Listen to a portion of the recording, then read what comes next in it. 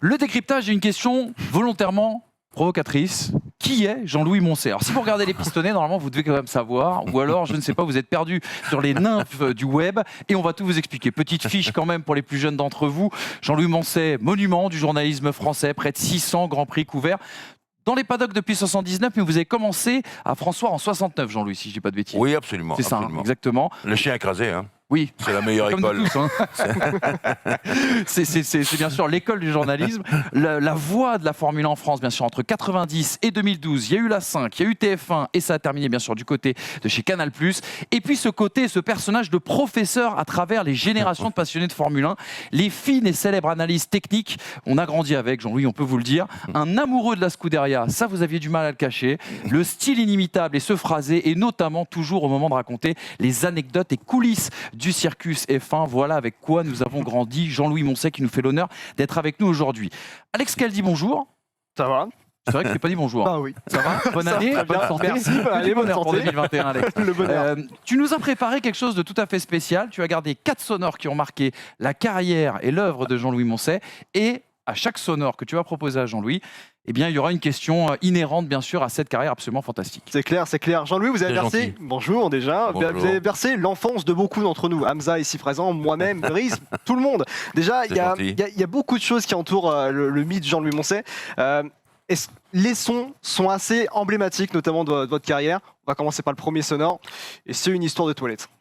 Il y aurait quelques petits problèmes avec la voiture de celui qui a fait la pole position. Alors je vous dis tout, Denis. Tout à l'heure, je suis parti faire pipi avec un génégeur de Ferrari. Et comme quoi vous faites pipi au bon endroit. McLaren est en train de regarder de près la Red Bull, car la Red Bull a normalement un trou important dans le fond plat, ce qui est rigoureusement interdit.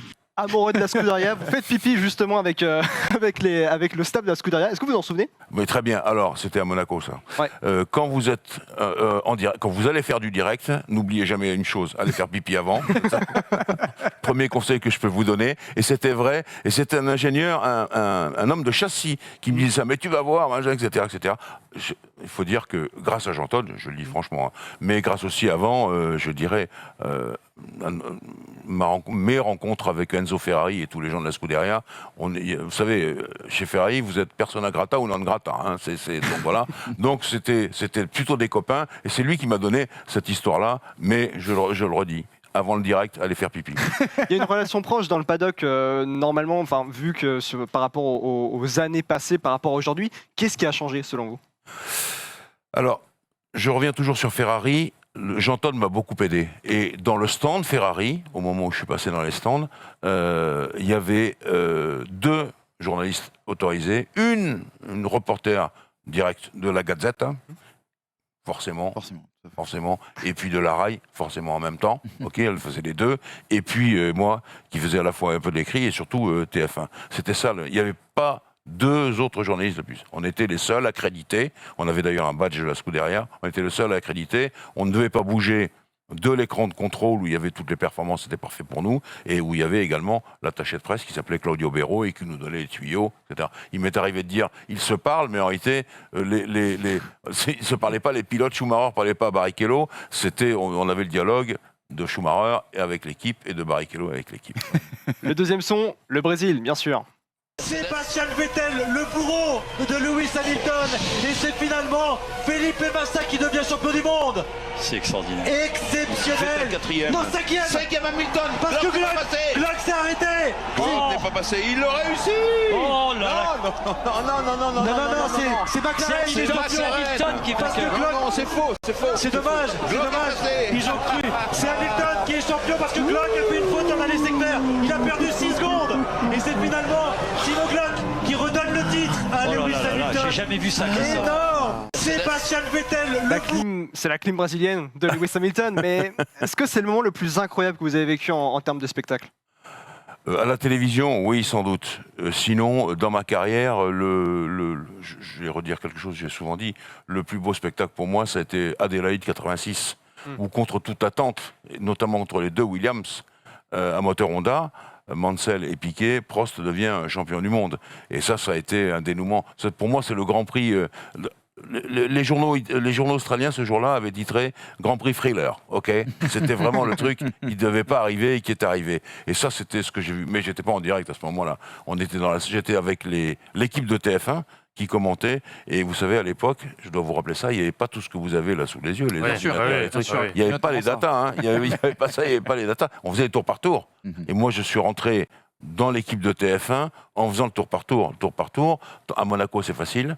À Monza, il y en a 26 qui passaient à 250 à l'heure. Il fallait prendre les numéros. C'était ça le tour par tour à l'époque. Donc voilà. Ce qui pourrait expliquer aussi que TF1 à ce moment-là n'a pas vu que Lewis Hamilton avait passé Glock et ça vous a beaucoup surpris sur la ligne d'arrivée de justement Lewis 5e. On était tout à fait surpris, on n'y pensait pas. Moi j'étais content pour Massa, forcément. Et puis après j'ai vu la tête des gens en me disant mais c'est pas possible, il s'est passé un truc. Mais attendez, cette histoire a été beaucoup plus loin que prévu. On a eu un nombre incalculable de gens qui nous ont dit que c'était une connivence Toyota, c'était Glock. Oui, je vais être très honnête. Ça a été une histoire de fou. Une histoire de fou. On leur dit mais non, mais il avait plus de pneus. Regardez ses pneus. Non, ils ne voulaient pas le croire.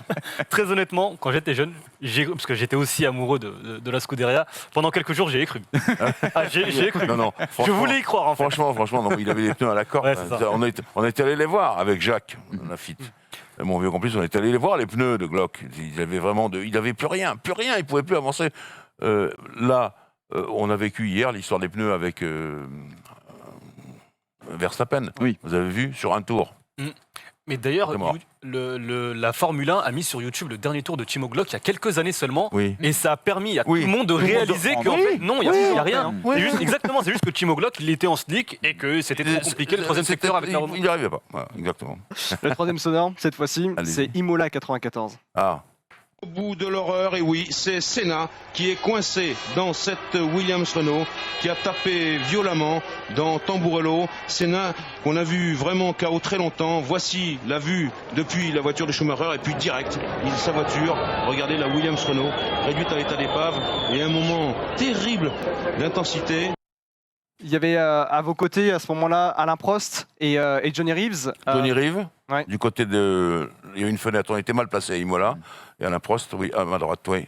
C'est un souvenir qui est resté dans toutes les têtes du monde de la Formule 1. Manu, qui est le plus ancien. En écoutant ça, j'avais encore le frisson. Je te jure, en écoutant ce sonore, j'avais encore le frisson de ce moment. C'est votre pire souvenir en tant que journaliste ? Oui, de loin... mais pas par la longueur, parce qu'effectivement c'était un direct beaucoup plus long que les autres, par le fait que il est là par terre. D'ailleurs, j'ai employé un mot pour l'autojournal à l'époque, par écrit, que j'avais jamais employé, c'était l'archange gisait à terre foudroyé. Foudroyé. C'était qu'est-ce qui pouvait toucher Senna à ce point-là ? Foudroyé. Et ce que je veux dire, c'est que une fois qu'on a tout bâché, tout bouclé, etc., je veux raconter une histoire, mais qui est drôle. Il y a des gens qui enregistrent dans les cabines ce qui se passe. Vous savez que c'est arrivé bien des fois entre Thierry Roland et Jean-Michel Larquet, etc. Et là, il y avait un gars qui m'a enregistré et qui me dit, voilà, j'ai enregistré ça. Je dis, ça vous apportait quoi ? Mais il me dit, je voulais vous poser la question, à la fin, vous pleurez. Oui, c'était vrai. Oui, bien sûr, parce que tout a été fini. Et donc, il y avait la caméra qui était sur Prost. Là, moi, je m'étais assis, je me suis mis à pleurer. Et on voit les gens, les techniciens qui démontent la cabine, alors, qui me tapent sur l'épaule en massant. Jean-Louis, c'est rien, remets-toi, etc., etc. Donc, je me suis mis à pleurer. Voilà, c'est un moment terrible. Parce que c'est un pan de votre vie, même plus que la vie professionnelle, un pan de votre vie qui s'effondre, voilà, qui tombe, boum. Et c'est voilà, il va manquer quelque chose, désormais, dans ce que vous êtes. Jean-Louis, pour aller plus loin, comment on gère la mort en direct d'un symbole comme Ayrton Senna, d'autant plus à 14h, sur une télévision qui était très regardée, et pas que par des passionnés de Formule 1 qui s'appelait TF1. J'imagine que, et d'ailleurs, moi, ça m'arrive encore de regarder je ne devrais pas le dire, mais ce Grand Prix est disponible sur Dailymotion et YouTube. Ça m'arrive encore de regarder, en tant que journaliste, ça m'intéresse de voir comment, avec Pierre Van Witt, avec Johnny Reeves et avec Alain Prost, comment vous avez tenu cette antenne à ce moment-là. Comment on fait ? Parce que vous sentiez qu'il se passait quelque chose de tragique et dramatique sur le moment. Alors celui qui nous a donné le premier, qui m'a fait la première peur, c'est Alain, qui m'a dit c'est over, hors antenne. Bon, c'était bon. Il faut tenir le coup. Il faut se rappeler une chose. Et figurez-vous que des gens qui n'aiment pas trop la Formule 1, je vais vous dire, des critiques de télévision, celui du Monde et celui de Libération, ont pris notre défense en disant pour que les commentateurs s'arrêtent de parler, il faut que les images s'arrêtent. Tant que les images continuent, les commentateurs doivent parler. Ils ont pris notre défense parce que des gens disent ah mais pourquoi ceci. Mais attendez, vous pouvez pas laisser l'antenne vide, Bien sûr. etc. Donc il fallait bien dire quelque chose. Et à la fois Johnny, qui l'a reconnu, et Alain aussi, eux, ils se sont effondrés. Pour eux, c'était comme pour moi, un pan de leur vie tombé. Celui qui avait appelé Senna Magic, c'est Johnny Ive. Vous devez vous en souvenir. Et donc voilà. Et Alain, malgré tout, comme ils avaient renoué des liens, ils ne pensaient pas que il pouvait se passer quelque chose d'aussi terrible que ça. Ils ont juste eu le temps de se taper dans la main avant que Senna aille sur la grille de départ, se mette dans sa voiture, Alain aille sur la grille et puis remonte vers la cabine de TF1. Donc vous voyez que c'était simple, alors qu'ils voulaient se parler de sécurité. Senna était persuadé que celui qui pouvait faire bouger la sécurité en F1, parce qu'il pensait qu'il n'avait plus rien à faire, c'était Alain. Et il lui faisait confiance là-dessus. Et bon, donc ils discutaient, ils parlaient au téléphone, etc. Ils devaient se parler Imola, ils n'ont pas eu le temps, parce que ce jour-là, Alain était avec Schweitzer, le président-directeur général, donc bon, il est l'aide de camp dans ces cas-là. Et puis Senna, il avait sa course à faire, avec une voiture qui, à mon avis, ne lui plaisait pas trop. Et puis bon, il y a aussi l'intervention qui est, comment dirais-je, je sais pas, ou de la Providence, ou ce que vous voulez. Vous rappelez-vous l'accident de Berger au même endroit. Bien sûr. Berger, il sort, il prend feu, un feu de dingue, et il ressort avec les paumes des mains un peu brûlées, il manque un Grand Prix. Voilà, c'est tout. Donc c'est le sort qui en a décidé. Il y a une question qui me vient au niveau du destin, entre justement avec Ayrton Senna et Alain Prost. Est-ce que vous ne pensez pas que la finalité de la chose, de l'histoire, c'est une question de destin par rapport à ce qui s'est passé avec Ayrton Senna et l'évolution notamment de la relation qu'il y a eu avec Alain Prost? Vous rejoignez exactement ce que j'ai toujours dit. La dernière victoire d'Alain Prost, c'est d'être resté en vie. Avec Senna. C'est ça le destin. Sans transition, le dernier son cette fois-ci, et notamment pour se poser la question, quelle était votre période la plus, celle que vous avez le plus aimée justement en Formule 1, le dernier son? De régler leur top speed, ce qu'on appelle leur vitesse maxi, parce que on en direct, le connard. Oh. Bravo, c'est moi. J'ai envoyé bouler quelqu'un qui m'appelait en plein direct. Alors, donc, ça c'est l'Italie. Il faut se rappeler qu'on n'est pas beaucoup à commenter les essais à cette époque, surtout les essais libres.